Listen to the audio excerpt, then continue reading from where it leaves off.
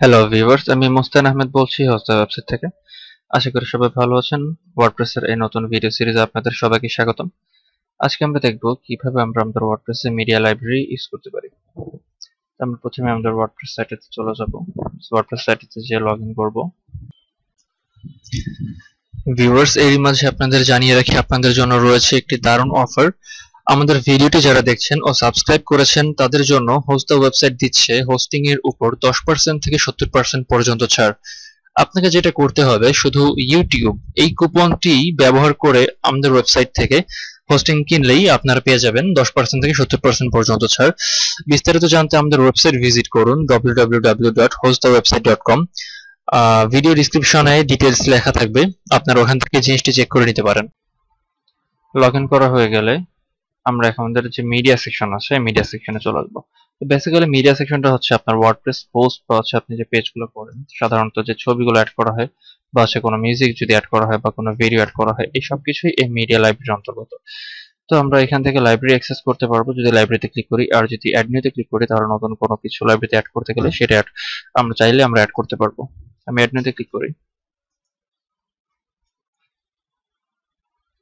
তো এখানে আমরা দেখতে পাচ্ছি আপলোড নিউ মিডিয়া। এখানে আপনি যদি সিলেক্ট ফাইলসে ক্লিক করেন তাহলে আপনি সাধারণত যেটা হবে সেটা হচ্ছে আপনার হার্ড ডিস্ক ড্রাইভ বা হচ্ছে আপনার যদি কোনো স্পেস থাকে সেই স্পেস থেকে বা হার্ড ডিস্ক ড্রাইভ থেকে আপনি আপলোড করতে পারবেন ফাইলগুলো, অথবা আপনি ড্র্যাগ এন্ড ড্রপ করেও যে কোনো মিডিয়া ফাইল আপলোড করতে পারবেন এখানে। যেমন আমি সিলেক্ট ফাইলসে ক্লিক করি, সিলেক্ট ফাইলসে ক্লিক করার পর এখান থেকে যে কোনো একটা ছবি আমি সিলেক্ট করে ওপেন করি তাহলে সেটা মিডিয়া ফাইলসে আপলোড হয়ে যাবে। এভাবে মিডিয়া ফাইলস সাধারণত আপলোড করি আমরা সাধারণত কোনো কিছু। যদি আমি লাইব্রেরিতে ক্লিক করি তাহলে আমি দেখতে পারবো এটা আপাতত আপলোড হয়ে গেছে। দেখতে পাচ্ছি আমি দুটো ছবি। তো এটা হচ্ছে থাম্বনেইলকে আমি বিভিন্নভাবে রাখতে পারি, যেমন এইভাবে যদি আমি ইচ্ছা করি তাহলে এইভাবে রাখা যায় থাম্বনেইলকে, অথবা এখানে যদি লিস্ট আকারে দেখাতে চাই তাহলে লিস্ট আকারেও রাখা সম্ভব। তো এই ক্ষেত্রে দেখা যায় যে আমার ছবির নাম সহ সবকিছু চলে আসে, প্লাস ডিটেলস গুলো চলে আসে। তারা সবকিছুর অথর সবকিছু সহ চলে আসে। তো আমি এখান থেকে ডিলিট করতে পারি বা এখান থেকে মার্ক করে বাল্ক অ্যাকশন দিয়ে আমি ডিলিট করতে পারি। যেমন এখানে ডিলিট পারমানেন্ট অপশন আছে। তো আমি যদি এখানে মার্ক করি মাল্টিপল মার্কিং এর ক্ষেত্রে সাধারণত বাল্ক অপশনটা কাজে লাগে। যেমন এখানে যদি আমি বাল্ক অপশন ডিলিট পারমানেন্ট দিই তাহলে ডিলিট হয়ে যাবে। আমি এখানে কিছু পদ্ধতিতে সর্টিং করতে পারি ডেটাগুলো, যেমন হচ্ছে ডেট ওয়াইজ বা হচ্ছে আমরা এখান থেকে সার্চ মিডিয়া ফাইল আমরা যদি জাস্ট নাম দিয়ে চুজ করি তাহলে দেখতে পারবো যেখানে নাম দিয়েও সার্চ করা যায়।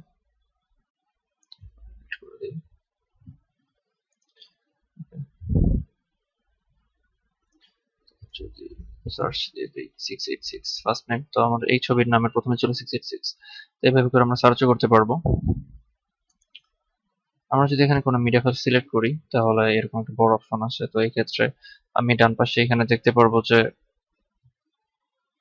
আমার ফাইল নেমের এক্সটেনশন, ফাইল টাইপ, কবে আপলোড করা হয়েছে, ফাইল সাইজ, ডিমেনশন সবকিছু দেখতে পারবো।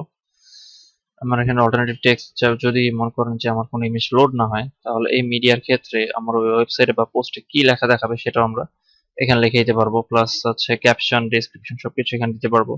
এখানে আমাদের লিঙ্ক আছে, লিঙ্ক দেওয়া আছে। তো এই লিঙ্কটা আমরা কপি করে যে কোনো জায়গায় বসালেও কাজ হবে। তো হচ্ছে তারপরে এখানে ভিউ অ্যাটাচমেন্ট আছে। এখন আমি এডিট ইমেজ অপশনে ক্লিক করলে আমি এখান থেকে ইমেজটা এডিট করতে পারবো। এখানে আমি দেখতে পাচ্ছি যে আমার নতুন ডিমেনশন আছে, স্কেল করতে পারি আমি, বা অ্যাসপেক্ট রেশিও অনুযায়ী আমি আমার ছবি এডিট করতে পারি। এখানে দেখতে পাচ্ছি আমি আমার ছবিকে ফ্লিপ করতে পারি। তো এইভাবে করে আমরা মিডিয়া ফাইল টোটালটাই আমি এখান থেকে কন্ট্রোল করতে পারবো।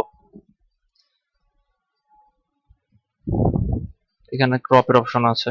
তো ক্রপ আমরা যদি চাই যে আমার কোনো ইমেজ ক্রপ করা লাগবে তাহলে জাস্ট এইভাবে করে ইমেজ একটা ক্রপ করে নিব, অটোমেটিক ইমেজটা ক্রপ হয়ে যাবে। যদি আমি সেভে ক্লিক করি তাহলে ইমেজটা দেখতে পাচ্ছি আমরা ইমেজটা ক্রপ হয়ে গিয়েছে।